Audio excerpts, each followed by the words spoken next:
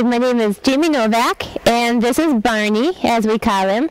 He is a dandy seeker, dandy D-bar bred gelding, and he is around that 16-1 size. He's sat now for the last year.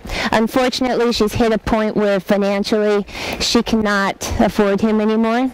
So this is her dream horse, so this is really hard for me to sell him, knowing that this is the horse that she's wanted for so long, and I love this guy too, so it's really hard. I've been looking all over for a client for myself to buy him, but I don't have anybody that's looking to buy. Everybody wants to sell. So anyhow, I hope that he gets with somebody that can really appreciate the talent that he does have. So you're seeing him right now raw. I have given him about 2 rides just to kind of get a feel of him again, because like I said, last year Corporate Challenge was when he kind of sat the rest of the time, and so he's been kind of doing nothing except out to pasture, back to a stall, out to pasture, back to a stall. So you're seeing him as he is, pulled out of the pasture. He cleans up pretty nice, and he comes and does his job. He really mentally grew up after about the 1.5 years of training. Now you're going to see a little bit of some attitude here and there, because he's, like I said, he's just getting back into training. So like his little lope takeoff, he wanted to give me a little sass there. But he's not a bratty horse, you know. He has his moments where it's like, do you really have to push me to ask for that, you know, especially when he's out of shape and things like that. So he's always been a really, really super hawked horse, and we've just worked on pushing him out a little bit. Right now, I'm putting him back in the training with me until he sells, and then I'll collect the money that she owes me out of what she gets for him. So he's getting back into shape. He wants to have to push him to send his front leg out a little bit. You'll see some little bobbles here and there, but like I said, he's basically a couch potato right now that's being pulled out off the bench, and he's starting to have to work again. So this is a lot of work for him to have to come out. Come on now. Just gave him a little kick there and asked him to motivate a little bit, show a little bit more work ethic. Easy. So she showed him all around. She showed him in Western pleasure, horsemanship, hunter in her saddle, hunt seat equitation, and showmanship. And she did really good. He knows his showmanship quite well. You know, that stuff that just needs refinement. He's a little bit curious right now, so you're going to see me kind of pick at him a little bit just to remind him to stay down there. Look with your eyeballs, not with your neck, you know, that kind of stuff. But, you know, that's pretty darn good for coming out and only having a couple rides in a year. So, like I said, she kind of abandoned the barn a little bit because she knew that she couldn't afford it, and it was hard for her to come out here and ride her horse when she couldn't afford to show him. And so it's a sad story, it really is, but you know, we hope that he can go to a good home that'll love him like she has and enjoy him and continue his progress.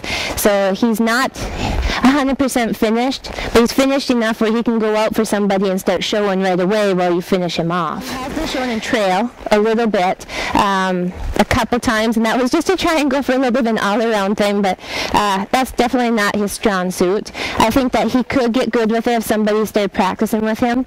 Right now, he has a tendency to score things by how many times he can hit it, so instead of the other way around. But I think that could change very quickly, because when I have played with it, after a few tries, he did get it. So, but the other stuff he's very good in. I don't know. I'd have to say, you know, just because of his body build and stuff, his Western pleasure is probably his strong suit. He looks pretty good hunt seat, but he's not a hunt seat typey horse.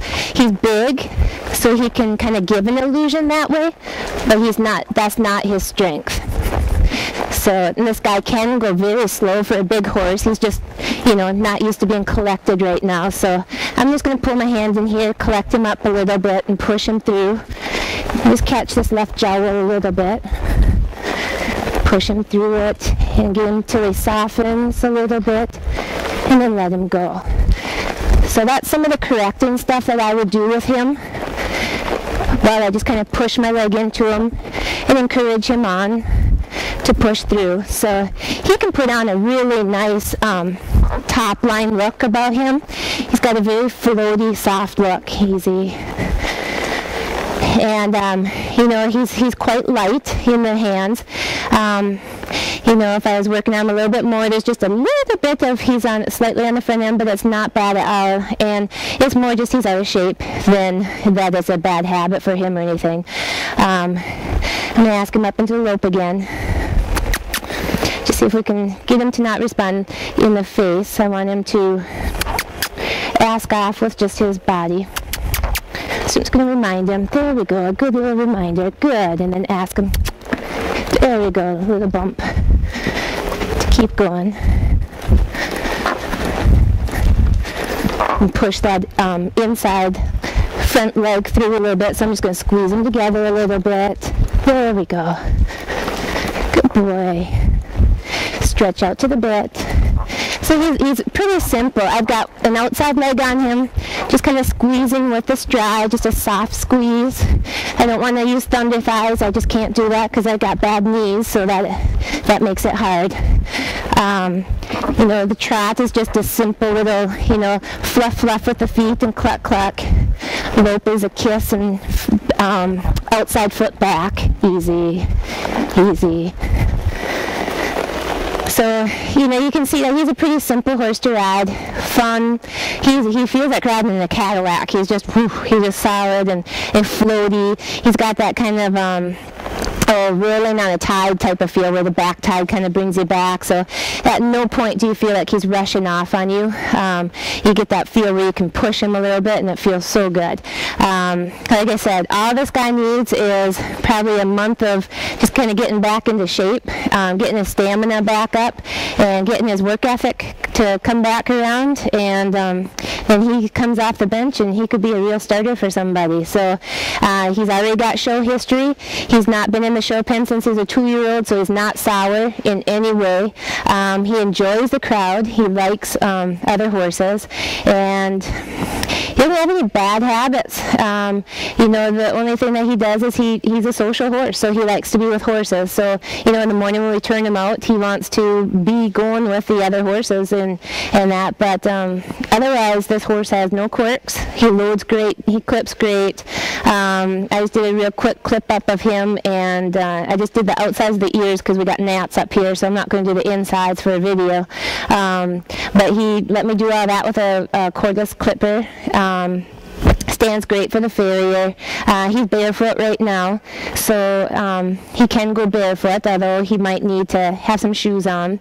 And he's got a nice natural tail, and that's about it. So we'll put his pedigree online and you know, find out his exact age on there. And before I say that for sure, I don't want to screw that up again. And we'll get some pictures out there. So if you're interested in him, he's a really fun horse. He's really cool. He's ready to go out there and show. Like I said, if I could find a client that would that's into the buy-in and wants to get a nice horse like him, I would so keep him right now.